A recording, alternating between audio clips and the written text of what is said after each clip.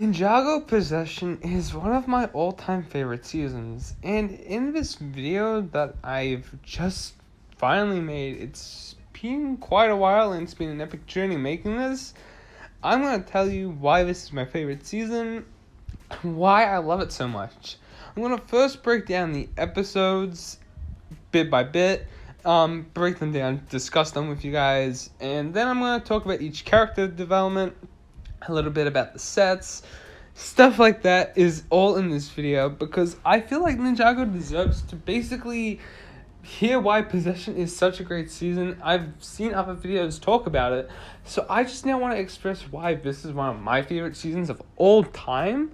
It is always going to be on top of my list. I don't think anything could take away from it, especially now with nostalgia, but a lot of things work in this season, a lot of things work in the next seasons, a lot of things come from previous seasons, a lot of things just work very well.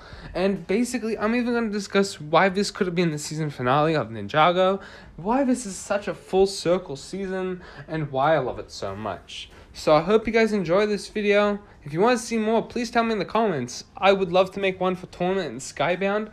Skybound might be a bit different because a lot of the episodes are very repetitive with each ninja going missing. So I would do a different one for that, but Tournament of Elements would sort of have the same vibe to it.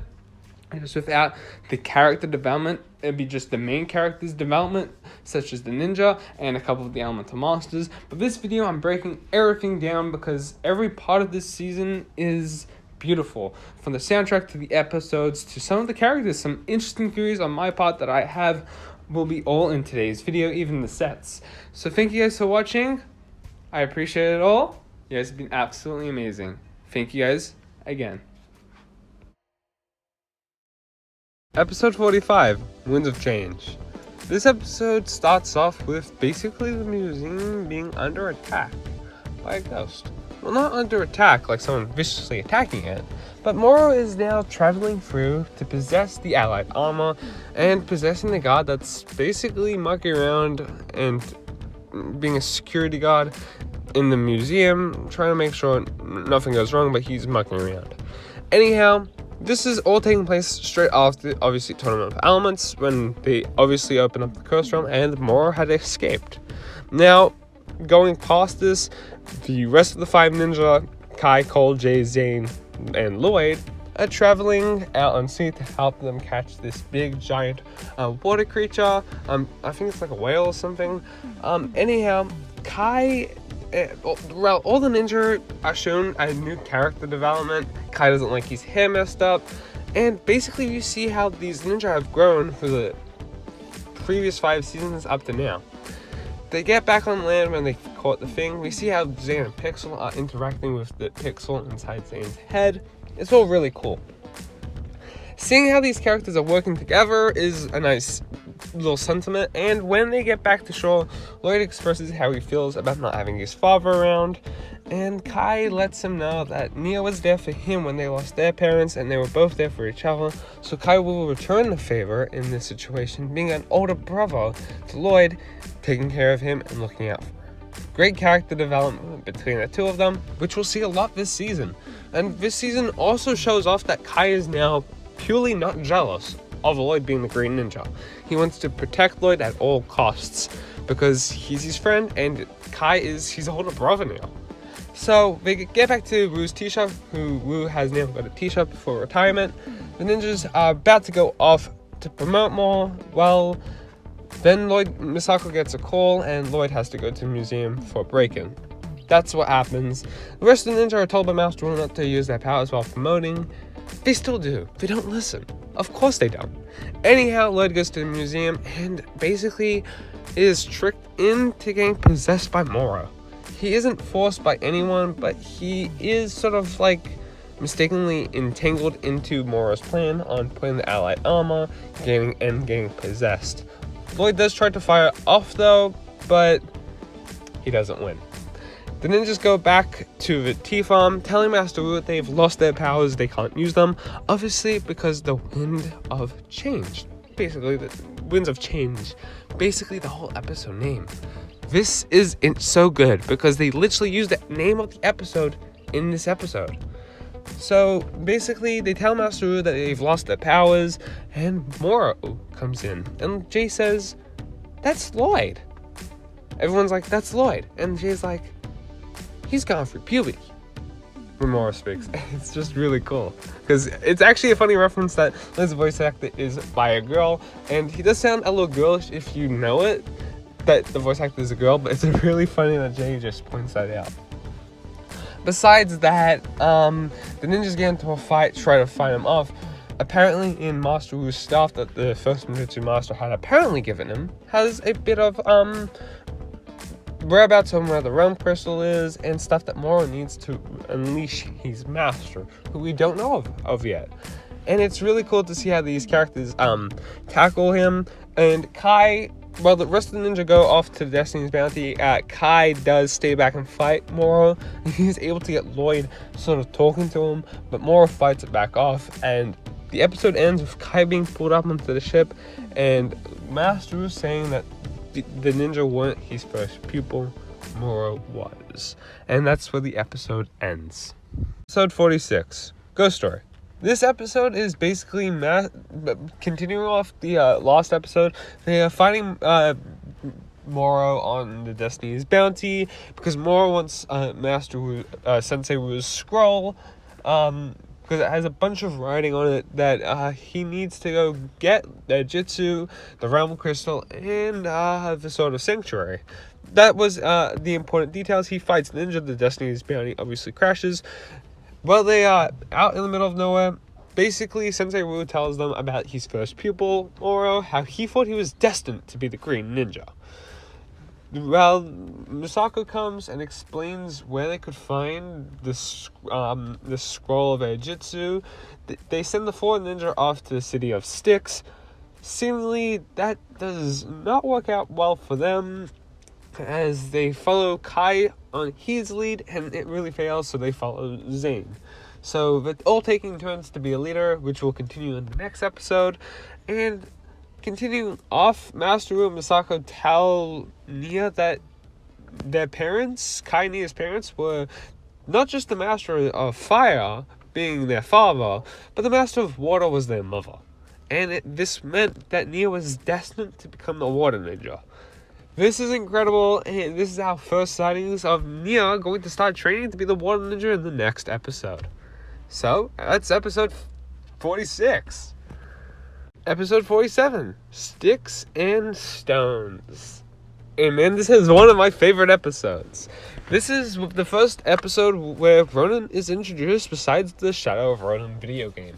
We learned that the ninja have a past with him, but it's never actually ever brought back up. So take it as you will if Shadow of Ronin is real or not.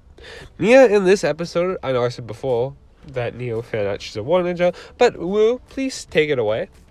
Kai took on the traits of your father to become a fire ninja. For the sake of saving Ninjago, you must train to become the master of water. And just like that, Nia is really shocked. Similarly, in the previous season, Master Chen deceived Kai and Nia's information about their parents, suggesting that they might have not had much of a past, besides Kai's father was a fire ninja, fire elemental master. That's pretty much it. Back on City of Styx, the ninjas do challenges, go through challenges to make some money so they can buy the Airjitzu scroll of Ronin. They work together and they do one team, one dream, following Zane's orders, but Zane gets knocked out and starts talking weird. He's an android. Of course he's going to talk weird. But still, he's talking backwards and no one can ever understand him. So, yeah, it turns out that now Jay has to take the lead. And Jay wants to steal the scroll. They try to steal the scroll. They sort of get interrupted by Morro. Morro sort of attacks and they get these arrow blades, which were discussed earlier with Ronin. They are arrow blades that were made from some sort of deep stone under the sea, which can actually help defeat ghosts. We also find out in this episode, Lloyd is definitely trying to fight the possession of Morro, which is really cool. While the ninjas are fighting, each ninja gets taken down in some sort of feat. I think Jay for a fact, falls into a person's bathroom again, and the rest of the ninja follow behind. Zane doesn't catch the zipline while Kai and Cole do. Cole, I don't know why Cole stays back, but Kai keeps trying to chase Morro with the scroll, and yeah, Kai gets help from Ronin and gives up the ninja's share of the T-Farm. So it looks like next episode is going to be more crazier. So something that I should put in mention in this episode, as this will definitely be key for the rest of the season, is Nia's fear of failure.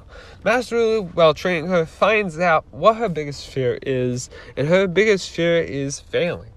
It seems to be that Nia cannot control water like every elemental master does, but Wu puts her up to the test and tries to push her to her limits, telling her to fill a water bucket which has a hole in it. Nia is obviously not able to do it, but as she gives up, basically Master Wu tells Miskao, well, she technically did do it, but she doesn't realize what she has done.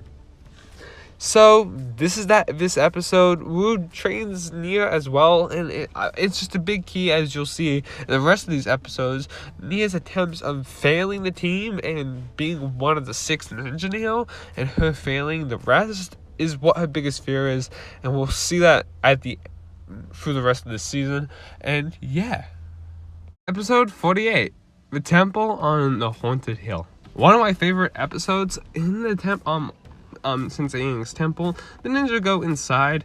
Noticeable details is Zane still hasn't got his voice box fixed. He's yelling, which isn't very actually noticeable. We find out about Kai's fear of water, each of the ninja's fear, which is basically pretty much Morro.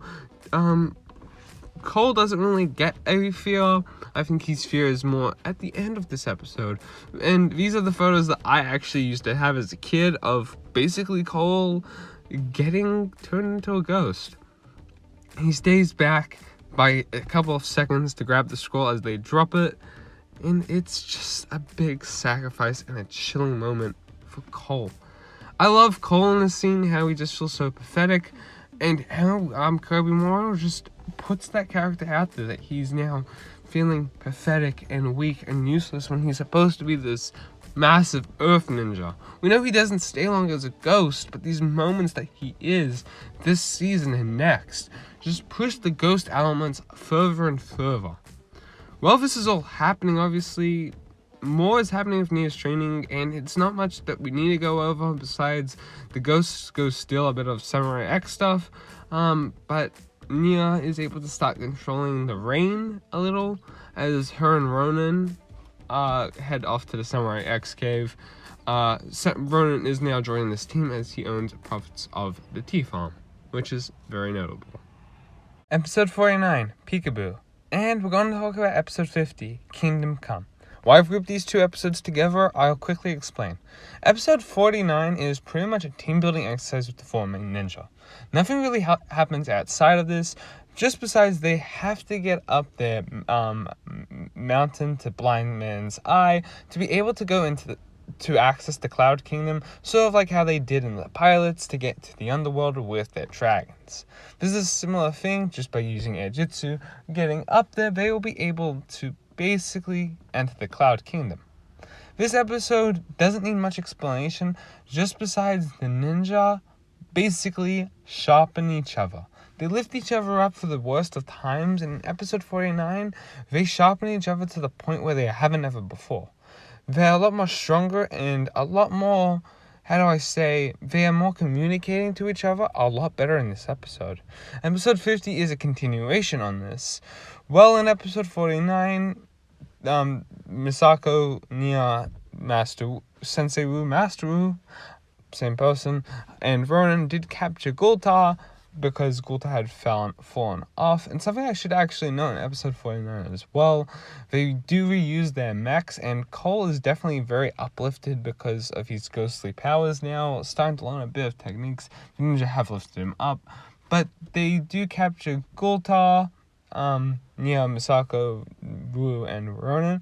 They capture him, and in episode 50, which we're getting into now, Gulta does remind Ronin that he does have a debt to pay off, or it's for his debt to pay off, or they'll be taking his soul to the cursed realm. So basically, that is more plagiarized for episode 50, and it will be something that we'll talk about in episode 51, so that is something that we should know. Now, episode 50, Kingdom Come, is just an amazing episode.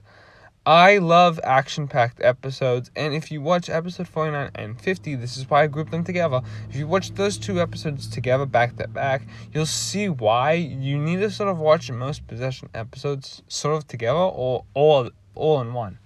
What Possession does very well for these two episodes in particular is you get episode 49, which is a team building exercise, and then with episode 50, I would say the first 11 minutes is basically calm and relax, learning about this new realm and what it's like. So let's quickly talk about this new realm.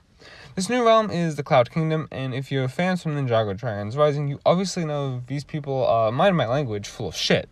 These people can write your destiny, but like that cloud monk that was taking the ninja around, like he said, after a certain point in time, they weren't able to keep writing destiny properly. For example, Morro was never supposed to be let out the cursed realm, and Lloyd was never supposed to be possessed, and Cole was never supposed to be a ghost. So what sort of bullshit is this realm? I have to admit, it wasn't really tackled it was tackled well at the time of these stories. If you look back after, 2018 and 2019, when you've learned a lot more about the realms, it doesn't look so good. I still think, in my opinion, the Cloud Kingdom is a perfect realm, ideally. It just needed a bit more explanation, which I think Dragons Rising does a lot better than just throwing it downhill and never really mentioning it again. The Cloud Kingdom does hold the sort of sanctuary, but they do learn more about the realm crystals, which is oddly enough very interesting, as they do learn more about the 16 realms in this episode, and we find out more about them. For example, the underworld was another realm. It was just very cool to find out more information, and I think this episode was something, and I know this part of this video might be just going a lot longer than any of the other episode reviews, even though this is a two-parter, but this episode, sort of episode 50, does bring out more about interesting stuff like the realms. Now, as soon as they try to get the sort of sanctuary, obviously Morro is there, and basically the guy that was showing the ninja around betrays them and wants Morro to get it for some reason. I think he was paying a debt off to the cursed realm, similar to how Ronin was, which is very, very sad. The other ninjas get locked up with Nimbus. Nimbus is this big berry creature. I like Nimbus a lot. I wish we actually got a minifigure character of him. He's really very cool. He just chases the ninja around.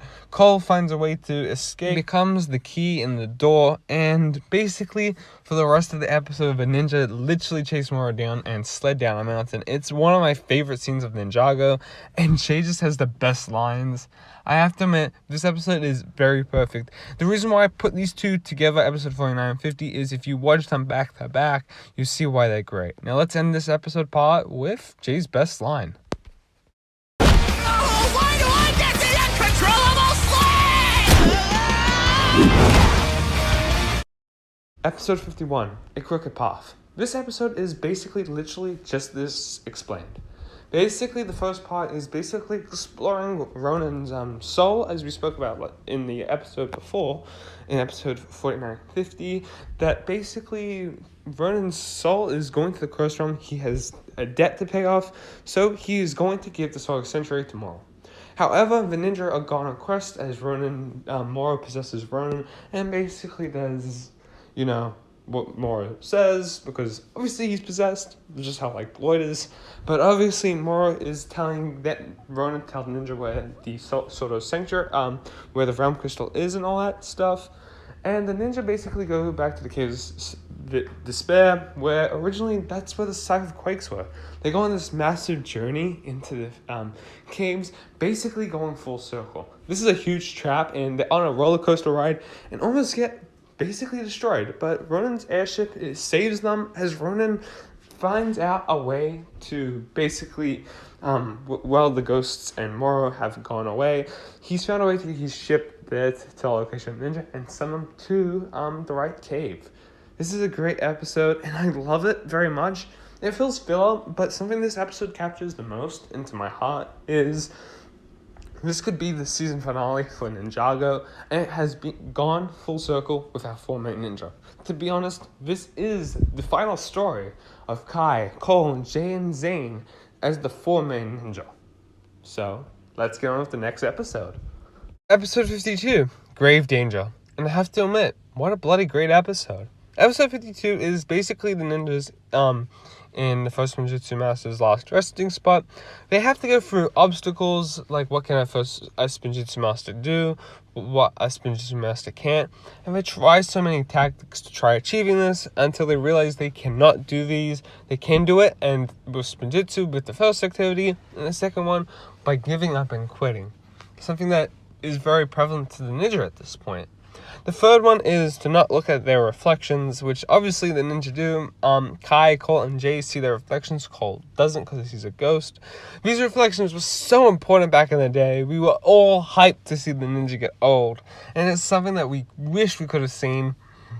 There's also a thing that Cole might never become human, or if he does ever become human, he might get killed. So these future reflections are always important to us, and we were always overhyped for them. So yeah, and we even got a Jay and Nia minifig, so it's something that we should talk about. These future reflections are something that was very significant back in the day, so it is significant to this discussion and possession, because Jay in the next season will obviously see his future self with Nia and go through the battles that he needs to go through to get Nia. So it's really cool. Besides the point, the ninja come to the final resting place of the realm crystal, and they have to make a decision if it's Lloyd or the realm crystal.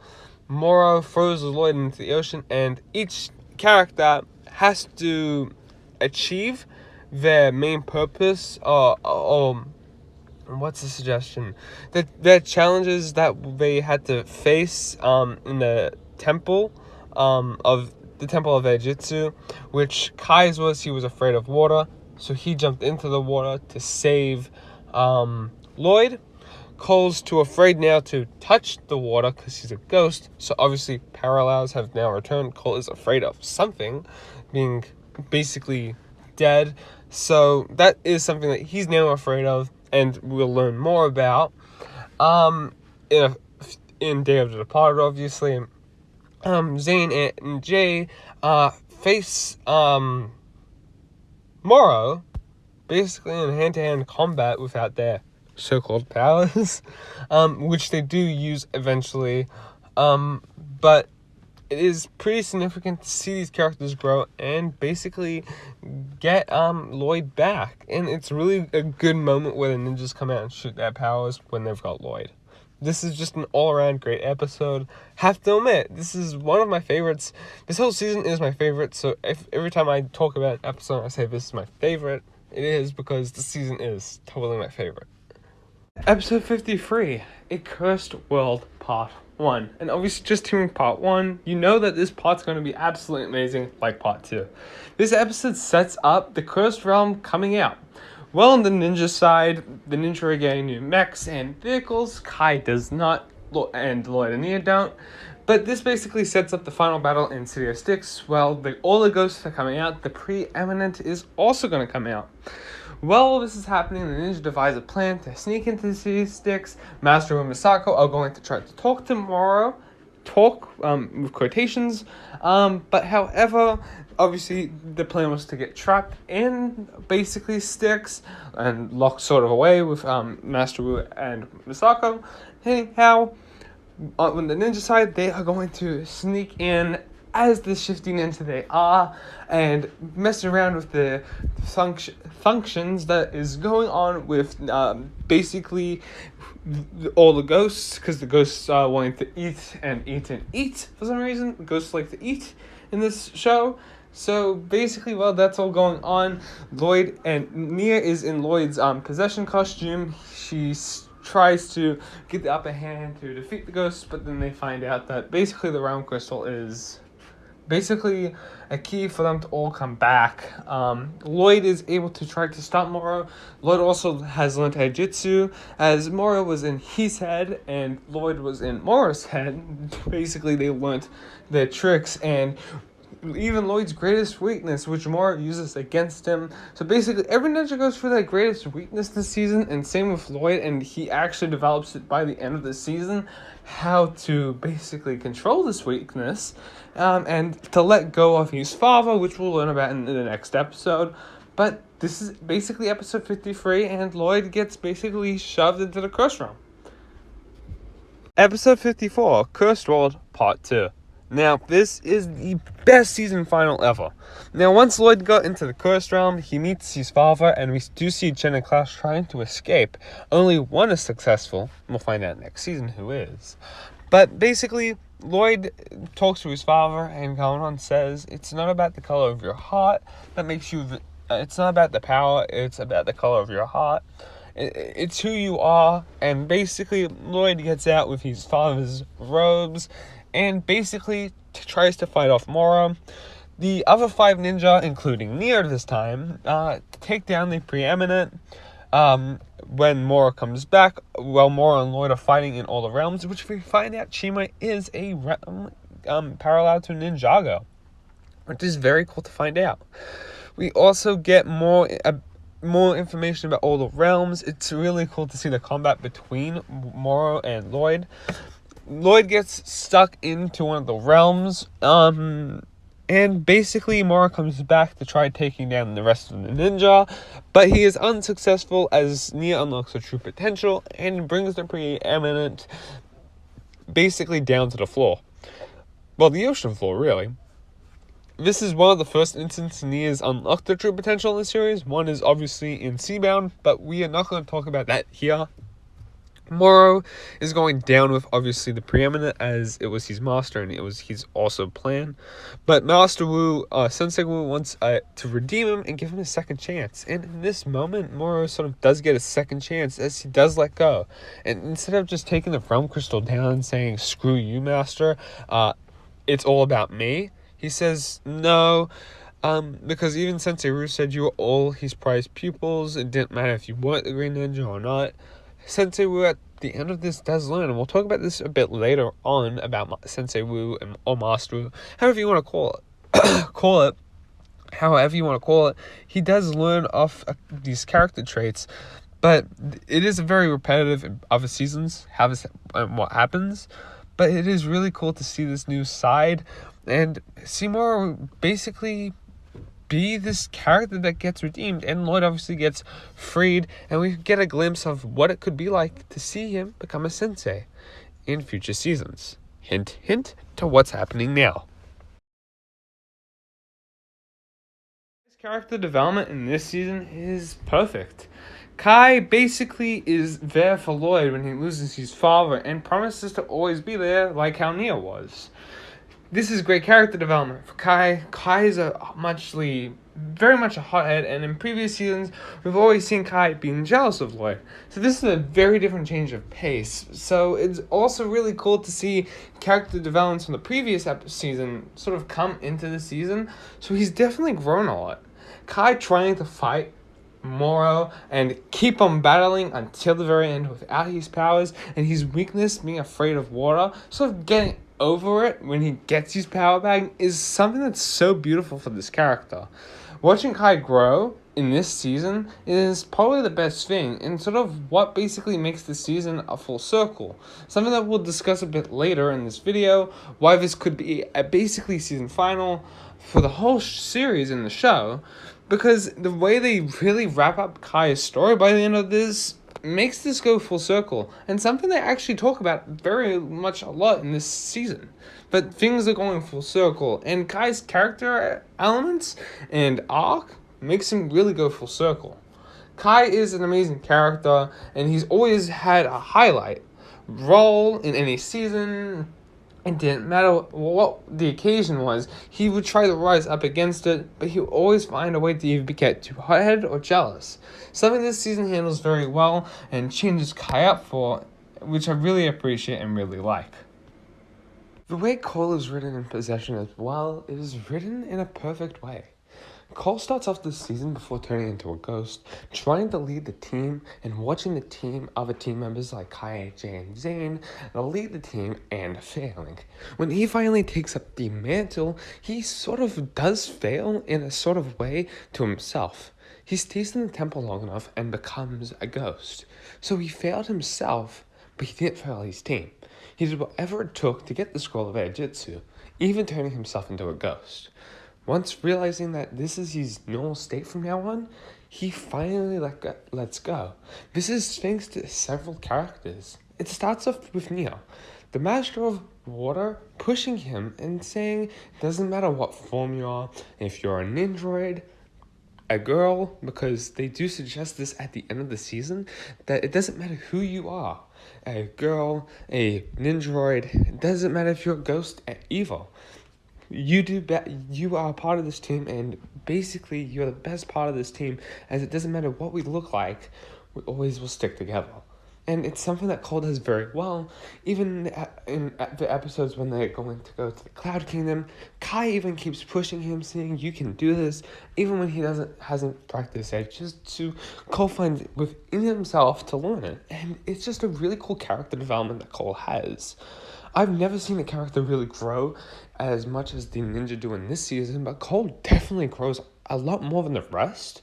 And even though this is a Lloyd season, Cole definitely takes up one part of this mantle, learning how to be a ghost while being able to control and possess stuff is so cool to see him do. And even these sets he comes in, which we'll talk about a bit later, the sets Cole comes in with this set wave is just amazing. And I really love how they basically took Cole this season. Cole never really got much about him in other seasons. They just had him there as the Earth Ninja. But like Tournament of Elements and Possession do so well pushing his character that it's really unbelievable to see Cole at this strength. I just really love it. This is really the first season with Zane being an actual ninja in his titanium form.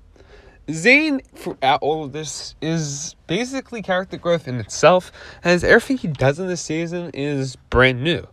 We haven't seen Zane at this full capacity ever, but he's really amazing at being this new titanium version of himself. He's a lot more, in my opinion, a lot more smarter, agile, and more clear on what he needs to do. With his assistance and upgrades, especially from Pixel, he's a lot more smarter, and we do see he's Falcon in a titanium sort of fate as well. Zane is very much a really great character in this season. The way he is, he's chose of words, how his character acts, when he's taken down as the leader, he is really actually good as a leader. I really like seeing that. It was very smart and wise of him to be the leader.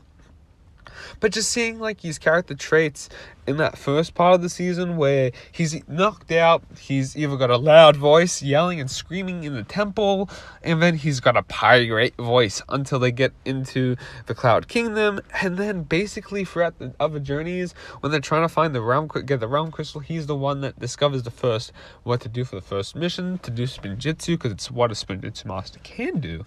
Zane is practically amazing in this season, and it's just the way he acts, and even his overconfidence in the first episode with using his titanium dragon was absolutely cool.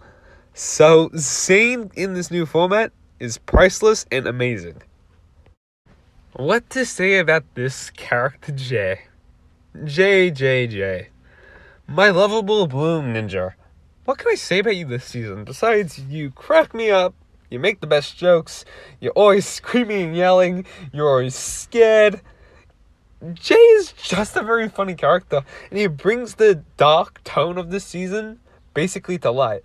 I think if you took Jay out of this season, you would still have a perfect story, but you would have something very missing, because the whole show would be dark. Without Jay, this season would be just okay, but Jay makes it more better, because he's always gonna joke and he's always running away from his fears. He's always screaming, he's always shouting. He also gets the best lines in the series, in this season as well. He's always just carrying on, and he's like always trying to be on top. And especially when he sees Lloyd for the first time possessed by Morro, he's like, is that Lloyd? oh shit, he's going through puberty. It's just such the best thing to ever happen to Ninjago, and I'm very grateful that this season basically lifts Jay up. I have to admit, from season 4, 5, and 6 is really my highlight of Jay, and I'll explain probably in another video, not on this one, why Jay is such a great character in those seasons. But Jay in this season just sets up Skybound for him perfectly, as even in his future reflection, he sees himself with Nia, and he doesn't know whether he should state it or not to anyone, so he keeps it under the low. Jay is literally the best character you could ever find in a series, and in this series, and this season, he's your comic relief character, which works and fits in very well. Sensei Wu. He had a bit of a year off in Tournament of Elements, as Gameron had taken the reign in that part of that season, and Sensei Wu wasn't in there much. This season brings him back, and basically his character is a lot better than usual. He is first off able to make an elemental dragon, something that the ninja never knew about, and how he leads the ninja into all this and explains about his first pupil just goes to show his character off a little. There's secrets that he hasn't told the ninja, and I was actually watching a clip before because I was going to actually explain in this that even though Sensei Wu has kept secrets from the ninja, we know from watching now, back in the day we didn't know much about this, that there's stuff that he's keeping hidden, such as the Hands of Time, also a Sphera. There's things he's obviously hidden. And here's a quick clip to explain, not a clip, but here's a bit of a audio of basically something Sensei Wu says in the first season. But you've yet to reach your inner potential. In each and every one of us, there are obstacles that hold us back. Only when you conquer that fear will your heart be free. Only then will you reach your true potential. Only then will we have a fighting chance to stop the Serpentine from releasing the Great Devourer. There's more to the Great Devourer than you've let on, isn't there, Sensei? I too have obstacles within my own heart. This is the line from episode 7, TikTok, in Ninjago Master Ninjutsu's Rise of the Snakes. This clip basically acknowledges to unlock your true potential, you obviously have to open up your heart as well. So basically, in Master Wu's case, he has not unlocked his true potential by this point, or any point prior to any of the Ninjago series, as he has never expressed all his feelings. He has never expressed his feelings about Morro, or Sphera, or any secrets he's hidden from the ninja, as he doesn't want to seem like a bad person. But because we're just talking about Morro in this case, Morro could be just something he's hidden away for so long, only just because this was a dark time, not just for him, but the whole of Ninjago. The world of Ninjago didn't need to know Morro. And about that history, as with the Serpentine Wars going on, Master Wu and Gameron had so much to worry about. Elemental Masters going rogue. To find out who this prophesized Green Ninja would be, or who it could possibly be, was something that they just needed to have in a scroll and worry about at a later time. Especially when the attacks on the Serpentine War had started getting bigger and more threats had come. So I totally see this from Sensei Wu, Master Wu's point of view. But yeah, he has grown obviously a lot, and how he basically tries to pay off the debt at the end by saying to Morro that everyone is his prized pupil, and just to take his hand, and Morro sort of like refuses, is such a beautiful way to end this character arc story with Master Wu, trying to redeem Morro so he doesn't go on a further worse path. But you can even see in a future setup for Day of the Departed, the Morro does come back and help him, because Sensei Wu was obviously going to not stop at any cost to help Morro. Morro had just given up using his power and gave Sensei Wu the Realm Crystal, which shows character development between the two characters, something I'll talk about a bit later with Morro.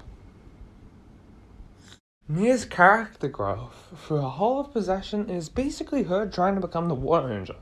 Something that is tackled also in the next season, her identity, but this season is her focusing on training to become something that she knows she isn't. Deep down, Nia has always been Samurai X.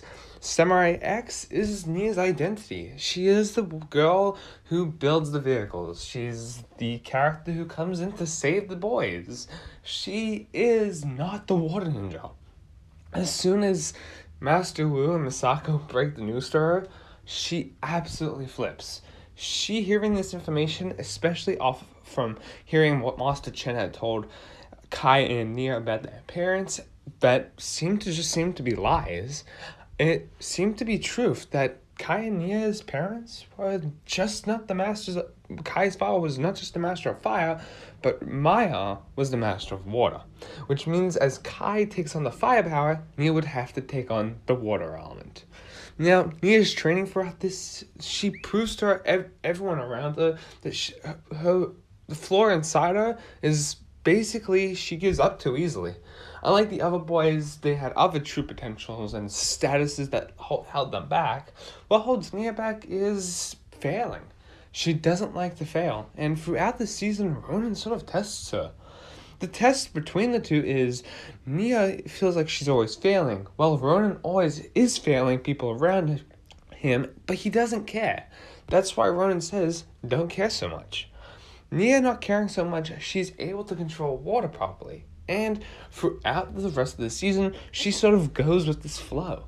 She's able to find her flow inside this, and she's able to unlock her true potential at the end. Nia's character honestly gets better from this point on. Possession really highlights Nia. Nia is literally amazing from this season onwards because Nia has always been this side character, and now she's going to be a main ninja. This main ninja is able to now unlock her true potential, and as soon as the next seasons come about, like Skybound, Hands of Time, even Day of the Departed, and in the rest of the Ninjago series, she's able to unlock Spinjitzu, Airjitzu, and have more character growth. I have to admit though, a lot of things are more explored in Season 6, her identity with the ninja, but it's something that is true not for this season, but for next. Possession highlights that she's the main key to defeat Morro, and she's the main key to stop the cursed world from coming into their realm. But it's basically the best highlight of this character, and Season 6 highlights this character even more. As known at this point, Lloyd is obviously possessed, but he does have some character development in this season to grow his character off. In the end of Tournament of Elements, he did lose his father, and in the first episode, we find out that he's still not sort of over it. Coming to concept with this, Kai obviously gives him advice, which helps sort of Lloyd get over things in a small little way. Not so he's fully over it, but he has a bit of, calm because Kai's obviously spoken to him, and Lloyd now sees that he's not the only one who goes for it. By the time Lloyd gets unpossessed and saved by the ninja, he then has to go on a quest to defeat Morro, finding out that his father is in the cursed realm. He gets pushed into the portal, and he basically gets to speak to his dad one last time. When Gamonon's last lines to him is beautiful, so I'm just going to play it out now. Whatever happens to me, wherever I am, I will always be with you. There comes a time when every boy must become a man. What sort of man is up to him. These last lines from Gamonon through Possession make Lloyd get back into the action, fight Morro, and bringing back and wearing his father's robes resembles that he has finally moved on to the purpose that he doesn't need his father, and his father will always be with him no matter where he goes. His father is what possessed Lloyd at the start of the series to be this whole villain, to be the villain like his father, but then take his father down and gain in 2 seasons more time with him and more bonding with him. He's able to grow from this point, and now Lloyd is now going to have to move on to be more than just the Green Ninja. This resembles Lloyd's character and character growth for future seasons. And I really love this season because of what it does to Lloyd and what obstacles Lloyd has to go through. Also, just something I wanted to mention here as well. It's not much of a character development, but Morro is always in Lloyd's head throughout this whole season. And Lloyd does fight him very much, and it is very apparent that he doesn't want to hurt his friends. For example, in hand-to-hand combat, especially with Kai, Lloyd tries to fight it, knowing that Kai will always be there for him no matter what. It's just very beautiful to see this interaction between the two, even though it's Morro. Another thing also to mention about Morro and Lloyd is Morro always is in Lloyd's head, which means Morro knows his weaknesses, and something is pointed out in the last 2 episodes. But however, something that's tackled very beautifully is that Lloyd was also in Morro's head. So Lloyd knows a couple of things, but won't state them out loud to him. But, like, he knew how to do Airjitzu, so he just flew up there when Morro was just giving him hell. Just great character development and just confidence from Lloyd in this season, just the parts that he's in mainly. But I'm very grateful to see 3 episodes where Lloyd was able to grow in that time, and the writers did that perfectly. Misako's character during Possession is basically like she was in every other season, but being more character-driven for Lloyd. She is basically there not just for Lloyd, but also Wu, because Lloyd was possessed, and what Misako's main goal is to try to help this corruption. She basically helps the team by leading them into quests that they have to go find each scroll, helping to depict what was on Master Wu's staff. Basically, Misako is literally there for it all and helps encrypt everything. This is very great to see Misako grow more and her knowledge being shown more, especially being there a lot for Master Wu's retirement and Lloyd, especially since they both lost Garmadon, and how much of a great impact on had on both of them. It's great to see Misako in this role and her sticking around and not leaving. I think this is a good thing that happened for the first 7 seasons of Ninjago. But please tell me your thoughts in the comments, of course, what you thought about Misako in this season. Ronin's character is very developed in Season 5 of Ninjago, and is such a good character drive and build. Ronin's soul is literally cursed, and it is in conflict with the ninjas as well. And to get the ninjas to learn Airjitzu, the ninjas go to him to try to get the scroll, but obviously things don't work out. Ronin is able to be a main character as he's able to build off Nia and make Nia a water ninja. She doesn't really get much, she gets a lot of training off Master Wu, but her training is more or less from Ronin. As much as Ronin doesn't care so much about things, he teaches Nia not to care or worry, something that Nia drives and is finally able to use her elemental power for the greater good. Even after betraying the ninja and unbetraying them, he is a great asset to helping them, even when he feels like he shouldn't. He heads back to the City of Sticks to help the ninja after the words of wisdom from Skylar, pushing him to go back into battle. And I have to admit, Ronin as this side thief anti-hero is really, really good, and I really respect this character. It's a really good character, and in a couple more seasons, in mainly season 6 and 7, we'll see a good character growth through Ronin. I'm not going to talk about Ronin in any of the newer seasons. He's not really the best, but in here, he is perfectly adapted for the show.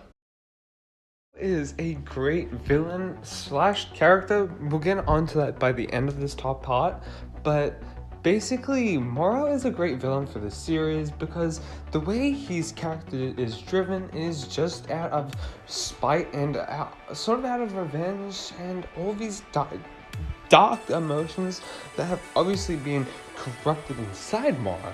He was promised to be the Green Ninja because Master Wu inscribed hope into him, saying that with these powers, he could possibly be the Green Ninja.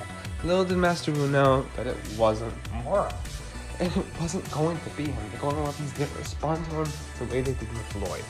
Now, this is partially a Master Wu mistake. This grows Master Wu's character.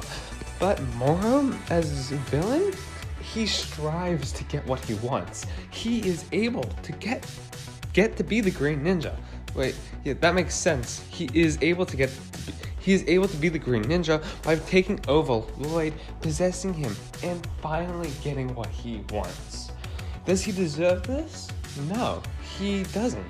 And at the end of the season, when the Preeminent is literally taking him down, something he obeyed, something he led to get out into Ninjago and being able to curse the 16 realms, it failed. And when he realized this and he was going down basically with the ship, he needed to let go and realize these were his actions. He wanted to do this. And when he went down, Master Wu tried to give him a second chance, but he knew the right thing was to let go. And he did. Is Morro a good character? Mortally? No, not really. He did make some wrong choices, but is he a good character? Personally, I think he is. Take back what I said a couple minutes ago. I said he is a great villain / character. We'll get onto that by the end of this top part, but basically, Morro is a great villain for this series because the way his character is driven is just out of spite and sort of out of revenge and all these dark emotions that have obviously been corrupted inside Morro. He was promised to be the Green Ninja because Master Wu inscribed hope into him, saying that with these powers, he could possibly be the Green Ninja. Little did Master Wu know that it wasn't Morro, and it wasn't going to be him. The Golden Weapons didn't respond to him the way they did with Lloyd. Now, this is partially a Master Wu mistake. This grows Master Wu's character. But Morro, as a villain, he strives to get what he wants. He is able to get to be the Green Ninja. Wait, yeah, that makes sense. He is able to be the Green Ninja by taking over Lloyd, possessing him, and finally getting what he wants. Does he deserve this? No, he doesn't. And at the end of the season, when the Preeminent is literally taking him down, something he obeyed, something he led to get out into Ninjago and being able to curse the 16 realms, it failed. And when he realized this and he was going down basically with the ship, he needed to let go and realize these were his actions. He wanted to do this. And when he went down, Master Wu tried to give him a second chance, but he knew the right thing was to let go. And he did. Is Morro a good character? Mortally? No, not really. He did make some wrong choices, but is he a good character? Personally, I think he is.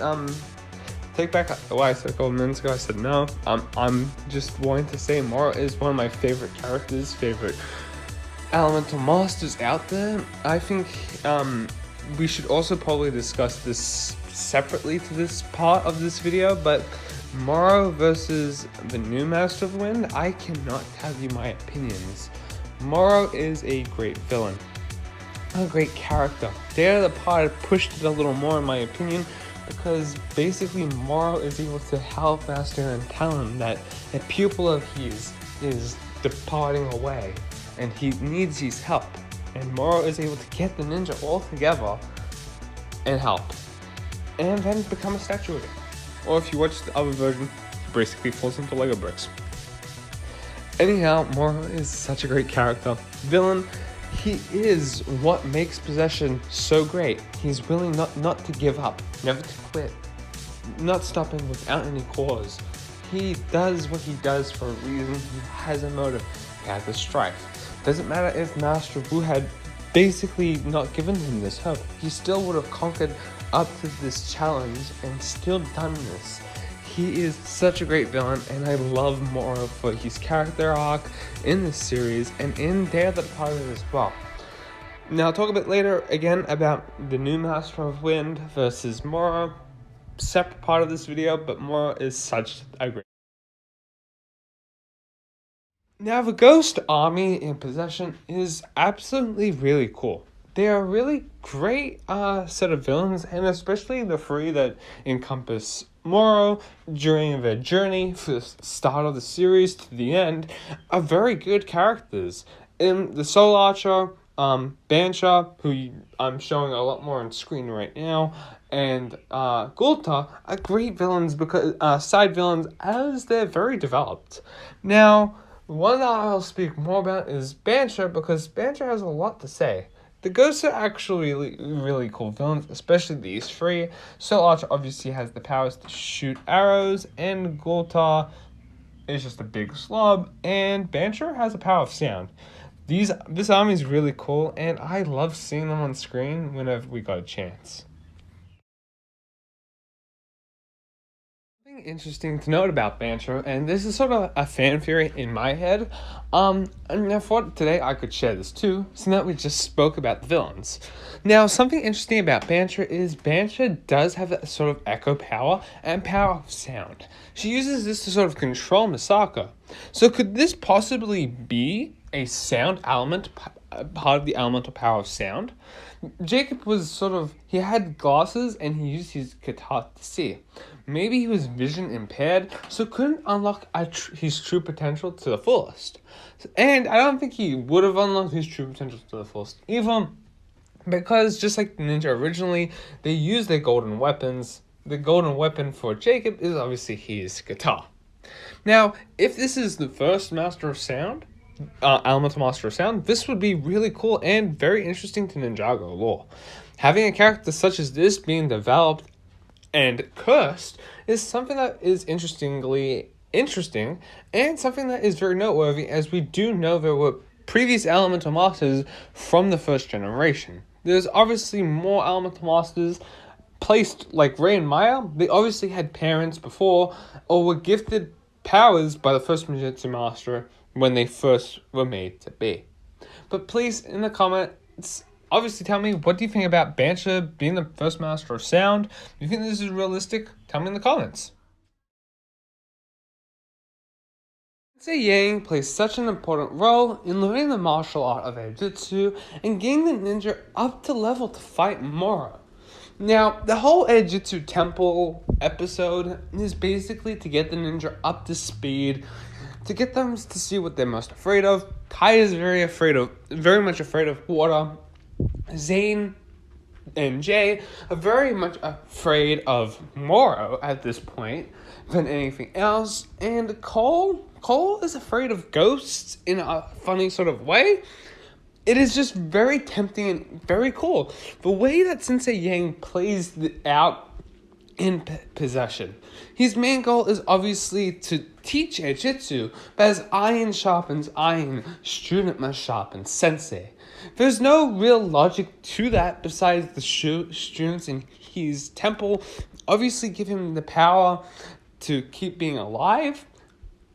I guess that is sort of the main strife, but the ninja use as brother sharpens brother throughout the series, something they sort of learned in the temple while working together, that they will sharpen each other. Something that Cole takes on after becoming a ghost. And Cole's arc with being a ghost is something that's basically pushed upon by Yang.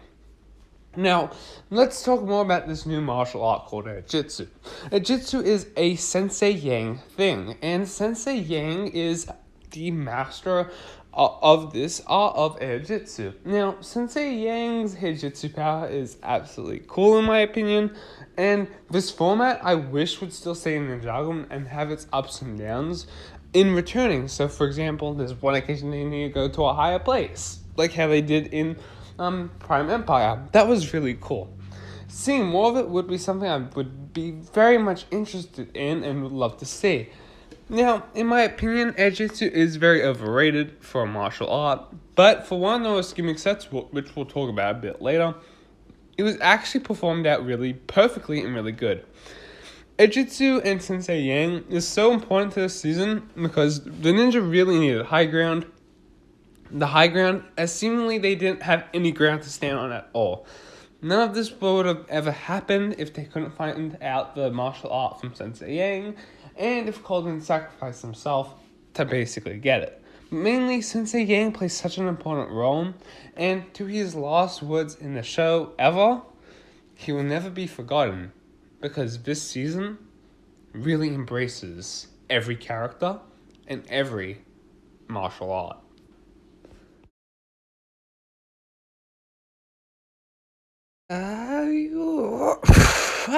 Yeah, cycling down. Oh, yeah. Huh.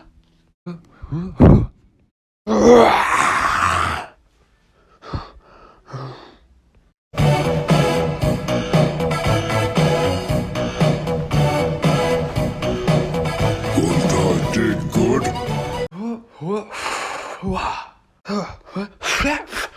Ha, yeah. Lloyd's got through puberty.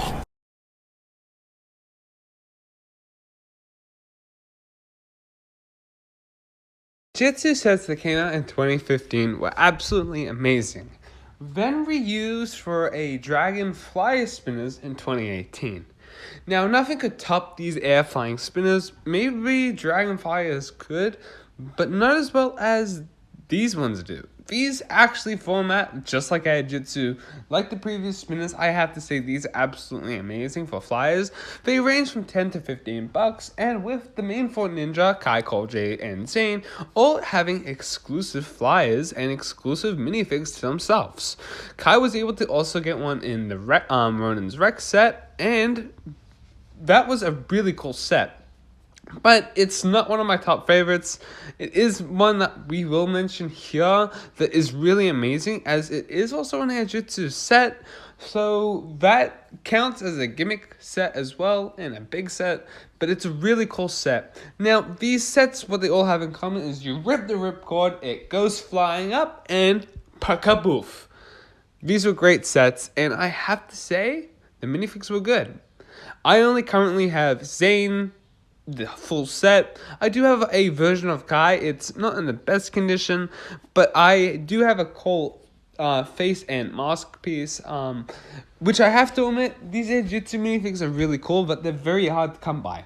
In 2016, for Day of the Departed, they also released a version of Lloyd and Nia in a training set as well. I have to admit, this won't make it in the top 3 that I'll be talking about very soon, but these Airjitzu sets are just worth mentioning separately. I thought it was worth noting them here, as these sets are really amazing, and I have to say for gimmick sets, they're very cool. Including the minifigs, very exclusive and very different. Very much, the headpieces are very much like the NRG versions. But I have to admit the energy version's a lot cooler. I do like Cole and Zane's a lot, as they do change up the face prints for these ones. Kai and Jay just have less detail than their NRG versions. But besides that, these sets are absolutely cool. Ninjago got its first UCE set back in 2015, and this set was the Airjitzu Temple. Now, the Airjitzu Temple came with your 6 ninja in their possession suits, not with any exclusive faces or anything, which admittedly Cole should have came with his ghost face in this set. Would have been a nice inclusion. And Nia only came with the normal human civilian face, which I have to admit isn't great, and is something that we will talk about a bit later on. But I will admit, this set is bloody amazing. Sorry about the language, but you've got to look at this as the first UCE set. We did get 4 more, which were city sets, but those are city sets. Nothing can take away from the Airjitzu Temple. And I have to say, what a build. My mom actually had this at several times in 2016 and 2017 at her work, and I never was able to get it, but this set was always amazing when you looked at the box. This set basically came with also the Postman, exclusive Master Wu, Miskao, and Darif. There are 2 more figures, just civilian minifigs, but this set is really cool. I hope one day I'm able to pick this set up, off the market, because this set is literally incredible. I really like this set. The way they capture Sensei Yang's temple is just amazing. This is also very foreshadowing events that will happen in Hands of Time, but the ninja will use this as their base. And I remember back in the day, a lot of stop motion video creators use this as the ninja's base. And, oh god, just nostalgia and memories, and this is my favorite UCE set from Ninjago. Now, we admittedly got for Possession 3 vehicles for Jay, Colt, and Zane in particular, and I have to admit, out of the 3, Cole's is my favorite, but let's just quickly talk about them. Jay's Walker is able to suck up ghosts just like the Ghostbusters. Cole's is a dirt bike, motorbike, which is made out of deep stone, and I have to admit, I wish I got this as a set, because this is one of my, I would say this is my top 2. This is the second set. This is my most favorite set in the series of sets. Jay's Walker is really cool, but Zane's mech is decent in this set as it's paired up with 2 twin mechs, but admittedly the legacy version is a lot better, and I just love these mechs in the vehicles in the show. And I've got to say, in particular, Ninjago did a really good job with the legacy reintroducing Zane's mech, because Zane's mech was absolutely cool. And right here I got some little small legacy hit bit for you. These 2 minifigs, obviously this one is the original, this one is Legacy. Legacy obviously copies the same exact design and leg printing, just missing these 2 laser guns on the side here. But besides that, everything is more thicker on this design. Obviously this is supposed to be Possession and Skybound, so obviously they give the white arms here for Possession, Skybound suit. Other things to compare is, we're not going to compare the face, because obviously the face is going to be different to the original, but you can tell which ninja hood is which. This was season 5 ninja hoods, these are the legacy ninja hoods. Other interesting things to note is you can some comparisons are Zane actually does carry over that titanium underskirt that is underneath his clothing. They do keep the same sort of leg designs.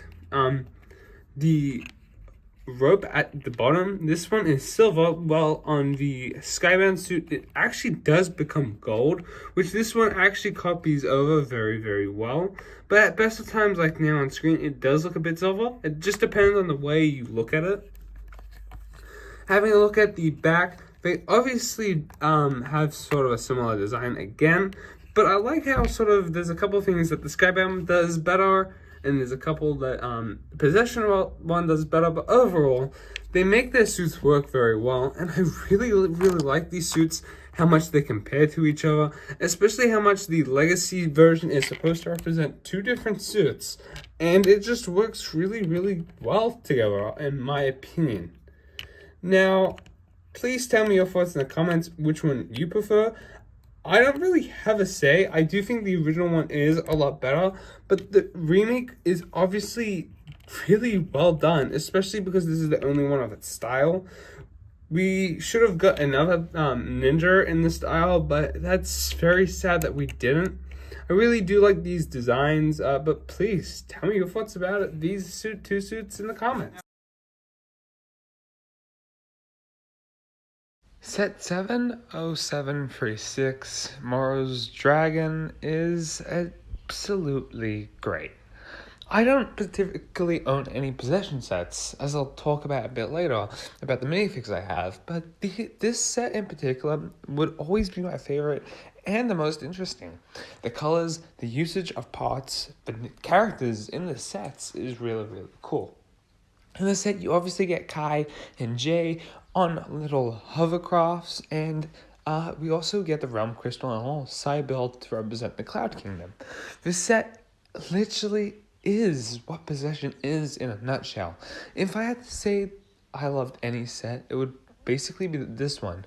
This one always stood out to me and always was my favorite, because besides the vehicles, which I would say Cole's would be number 2, this would be my top favorite, and on the number 3 I would have the Destiny's Bounty set. This one is such a standout in my opinion, as there's a lot to talk about, and this represents Possession in a nutshell. Morro, the Cloud Kingdom, the ninjas attacking with only the small amount of stuff that they have without their powers, explains Possession in one set. This is why this is my top one set, and it's also why I'm not going to talk about the Destiny's Bounty, because as much as that is one of my favorite sets and is the third favorite, it's not worth talking about. And I talked about the vehicles before, but this needs to be spoken in a massive spot like now, because this set just represents it all, and I think it's worth talking about here. Explaining my past history with basically Ninjago Possession and how I've sort of gathered the minifigs over time, I'm going to explain right here, right now, and this is going to be a sort of satisfying story to tell. Now, I hope you guys enjoyed this part. These were my first minifigs that I ever had. Now, Kai obviously came in a book back in 2015 or 2016, coming with his hairpiece. Well, this Nia came in a set with Skybound Kai. They had 2 motorbikes. I had originally gotten this, and I really wanted to get Nia with golden shoulder pads and with a ninja helmet, but this was not possible. So I had to order pieces from places such as Bricks and Pieces, where I was able to get Kai's helmet and get a new face print for Nia and her golden armor, which I was able to get in a book, as during the time the armor was not available.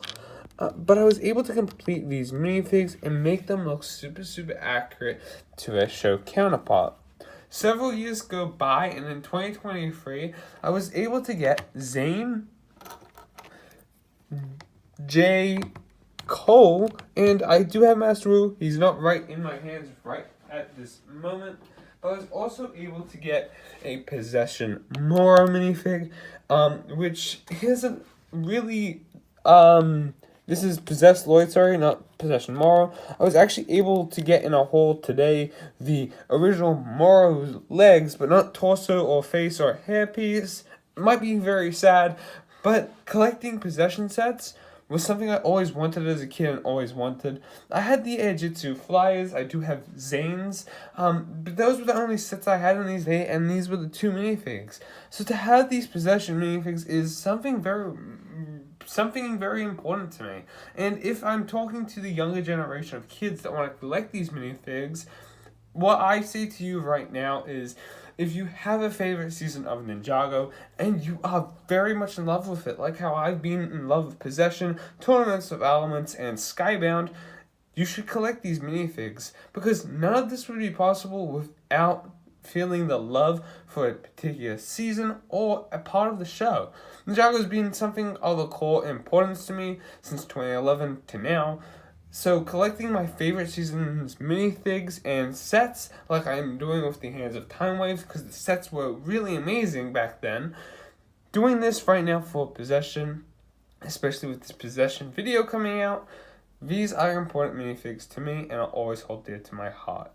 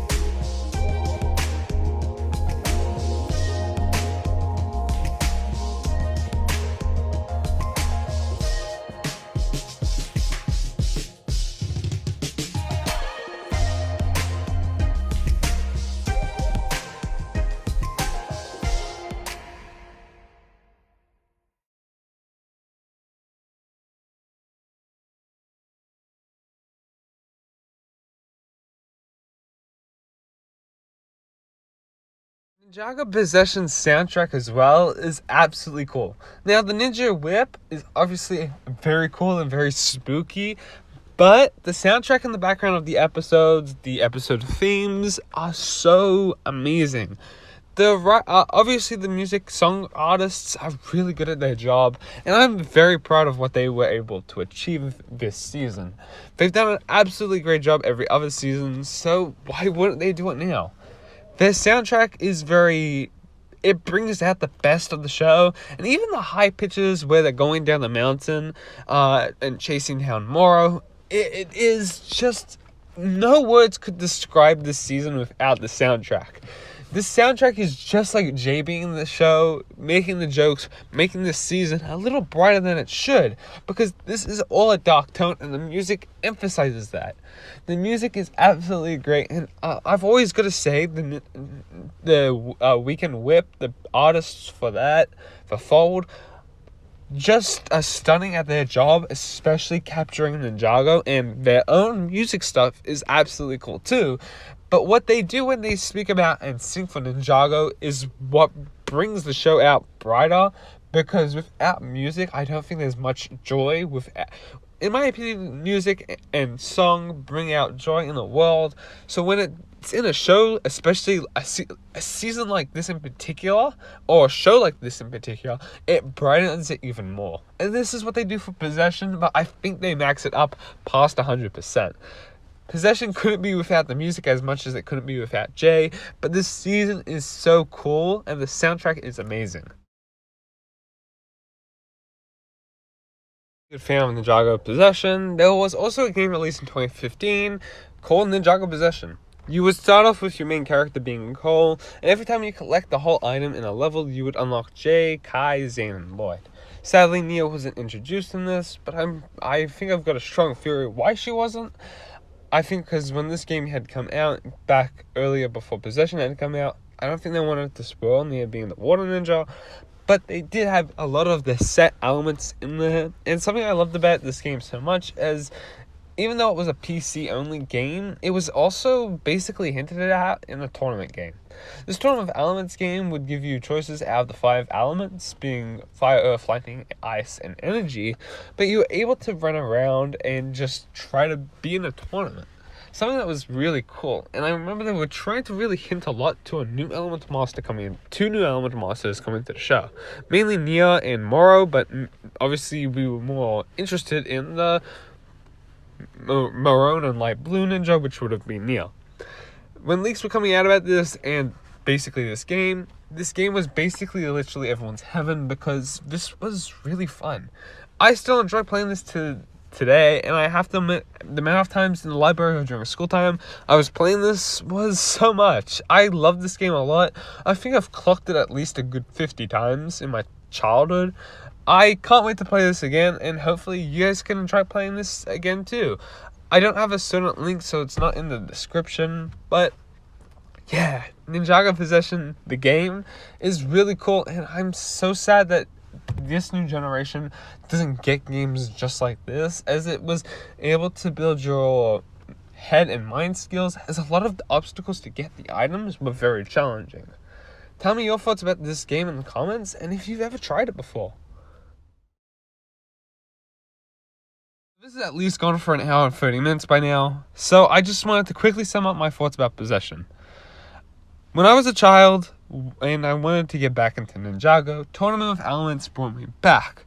The fear of Possession, maybe being a little shit, was always there. But when Possession came out, especially very slowly, mind you, it was so amazing. The action, the fights, the teamwork between the 4 ninja. This season's whole segment and whole feeling about it, and this is how I'm going to conclude the video, is being full circle. What this season does in particular is this could be an ending to Ninjago Master Ninjitsu entirely, and thank God it wasn't, because as much as it's amazing, I still love the show, and it brought a lot of fans in too. Now, Going full circle is such a great theme because when you go full circle with something and with your life, it doesn't exactly mean the end. And Ninjago Possession does that very well. It's not the end for any character. It's not the end for Morro either. Morro could have had a second chance, and when he came back for Day of the Departed, he did. He was able to have a second chance, and this is what is emphasized being the whole of Possession being a full circle season. You start from the start with these ninja just coming off Tournament of Elements, sort of grown and reformed into who they should be at this point. Now, by the end of Possession, they're a lot more mature. Maybe Jay isn't, and Zane's a lot more focused, and a lot more, we get to know a lot more about Zane, and Cole's now a ghost, but Kai and Lloyd have definitely grown from the start. Same with Mia. That's 3 of the 6 characters. There's going to still be a lot more, there was still a lot of character development between Cole, Jay, and Zane. Yes, of course. But they still have room to grow, especially Jay and Cole. We've seen a lot with Zane, so now it's basically Cole and Jay's turn in the next couple of years. We'll see a lot more of these characters grow and develop, but the show went full circle with these characters. All of them. Ninjago Possession is such a great show, and it's a season, but it's such a great season, and I really love Possession. So if you ever have a favorite season, tell me in the comments, and if you want to see another video like this, please let me know. Thank you guys for watching. Peace out, guys.